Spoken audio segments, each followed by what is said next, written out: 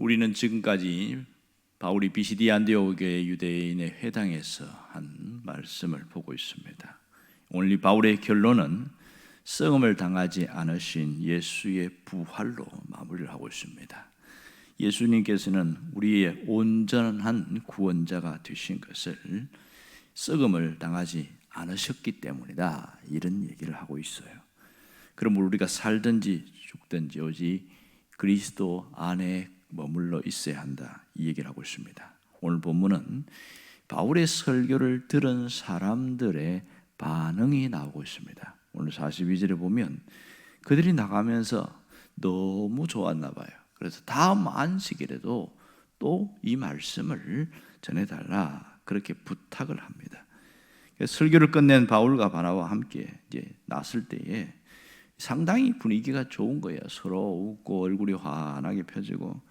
왜 이렇게 되었느냐? 복음의 생명력이 그들 속에 심겨지니까 놀라운 변화가 일어나는 겁니다. 그리고 바울이 그들에게 꼭 한 가지 부탁의 권면을 하고 있습니다. 그것이 43절 말씀입니다. 오늘 뒤에 보면 항상 하나님의 은혜 가운데 있으라, 이렇게 말합니다. 그것도 바울과 바나바가 더불어서 이야기했다는 거 보면 여러 사람들이 나오면서 꼭 하나님의 은혜 가운데 있으세요, 이런 얘기를 한 것이죠. 자, 오늘 우리가 주목할 부분 바로 이 부분입니다. 은혜 가운데 있으라. 이것은 인사 겸 당부의 말이라고 할 수 있습니다. 그럼 왜 떠나는 사람들에게 왜 이렇게 이야기했을까요? 이렇게 보면 지금 이 대상들이 누구냐 하는 것을 보여주는데, 유대인과 유대교에 입교한 사람들, 이렇게 말합니다. 유대인은 헬라파 유대인을 말하는 것이고, 유대교에 입교한 사람들이라는 것은 이방인인데 내가 유대인처럼 그렇게 살겠습니다 하고 유대교로 개종한 사람들을 말하고 있습니다.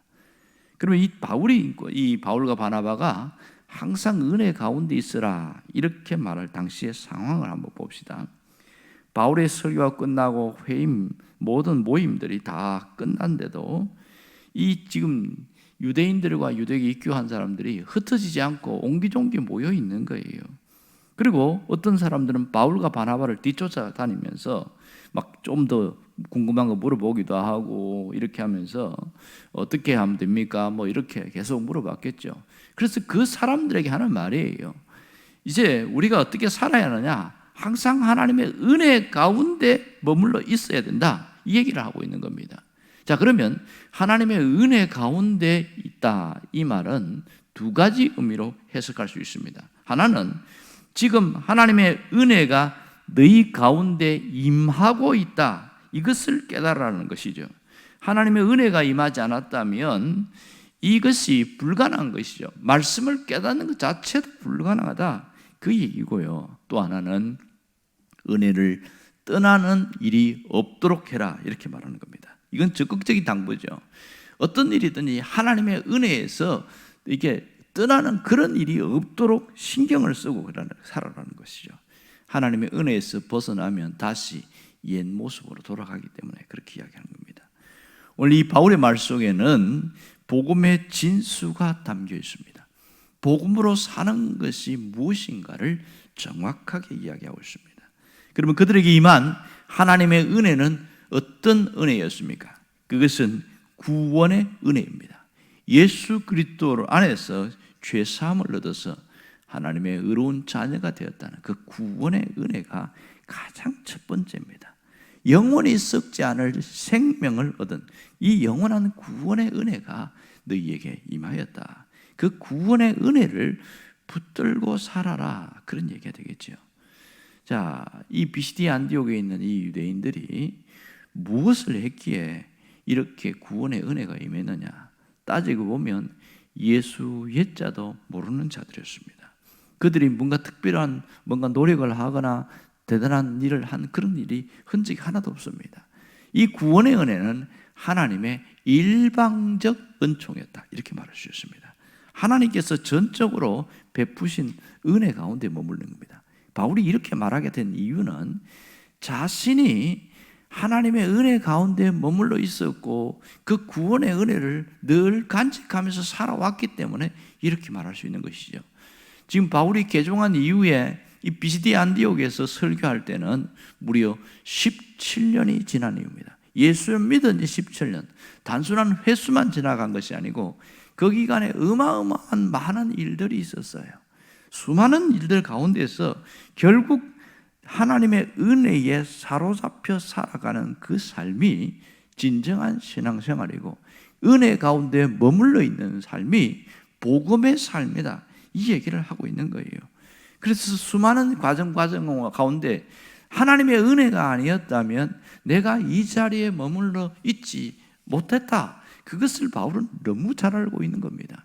모든 과정이 하나님의 보이지 않는 섭리적 손길 속에서 일어난 일이고 이렇게 비시디아 안디옥에서 설교하게 된 것도 자기가 의도한 건 전혀 상관없습니다.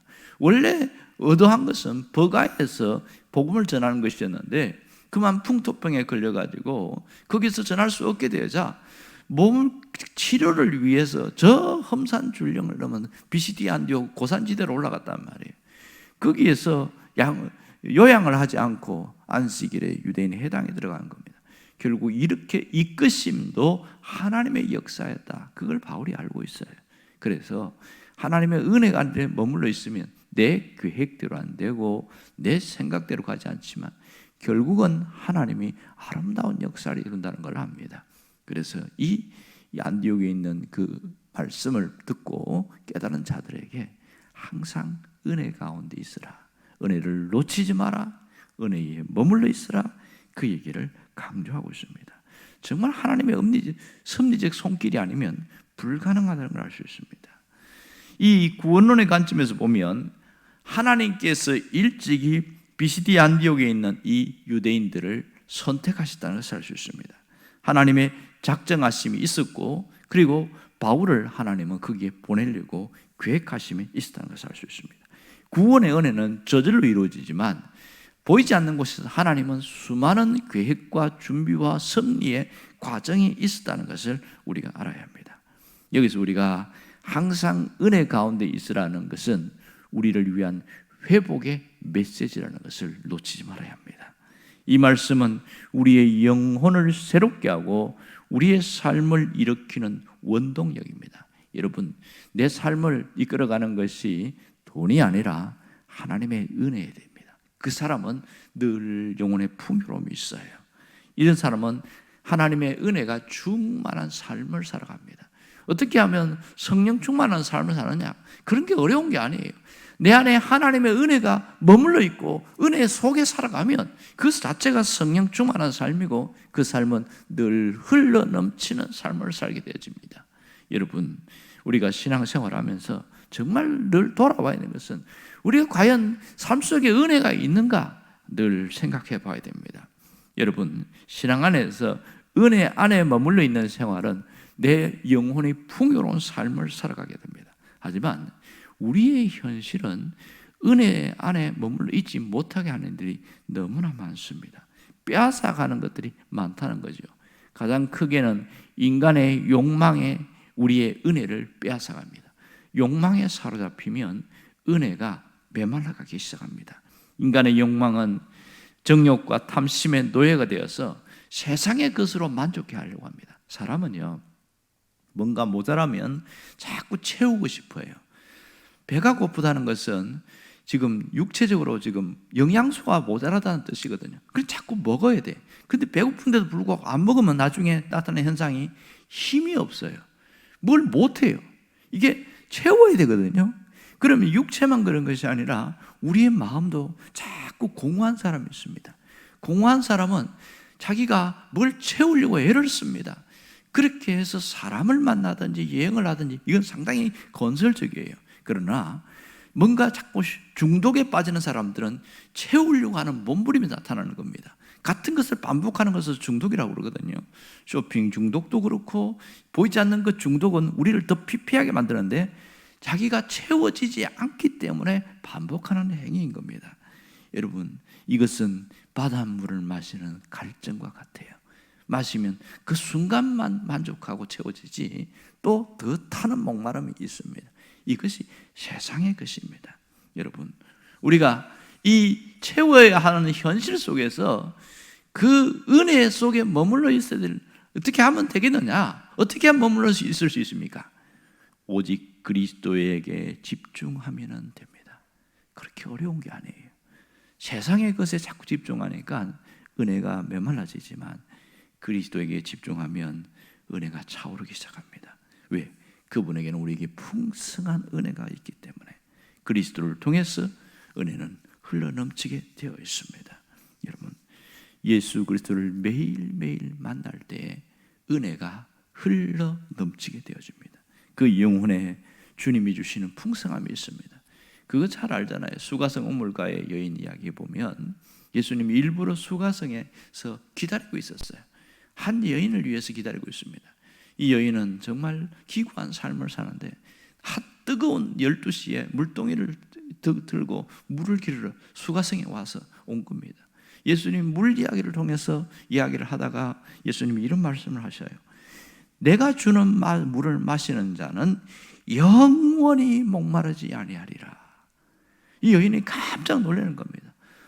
늘 목마름이 있었는데 다시 내가 주는 물을 마시면 그 속에서 그 배에서 생수가 샘솟도록 솟아나는 샘물이 되리라. 이 얘기를 하니까 이 여인이 거기서 자기가 찾던 모든 것을 찾고 예수님이 유일하게 제자들에게도 보여주시 않는데 내가 메시아다, 그 얘기를 하고 있습니다. 얼마나 놀랍습니까? 여인은 상당한 은혜에 대한 갈급함이 있었어요. 그 채워지고 나니까 삶이 확 달라졌습니다. 사람을 피해서 숨어서 살던 사람이 물동이를 버려두고 그 사마리아 성에 가서 내가 메시아를 만났다, 이 얘기를 하잖아요. 얼마나 당당한 삶입니까? 은혜는 우리를 풍성하게 할 뿐만 아니라 자신감과 담대함을 갖게 만드는 것이지요. 그러므로 우리가 해야 할 것은 늘 은혜 가운데 머물러 있겠다는 신앙적 결단이 있어야 하고 주의 은혜가 내 안에 흘러넘치기를 원합니다.